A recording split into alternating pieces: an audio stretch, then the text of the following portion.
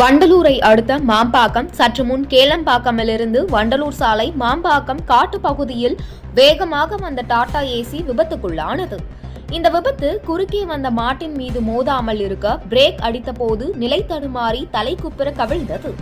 இதில் ஓட்டுநர் அதிர்ஷ்டவசமாக சிறு காயங்களுடன் உயிர் தப்பினார். சிறிது நேரத்தில் அந்த வழியாக வந்த போக்குவரத்து காவலர் திருமால் அவர்கள் ஓட்டுநரை மீட்டு மருத்துவமனைக்கு அனுப்பி வைத்தார். உடனடியாக போக்குவரத்து நெரிசல் சரி செய்யப்பட்டது. இதனால் அப்பகுதியில் சிறிது நேரம் பரபரப்பாக காணப்பட்டது.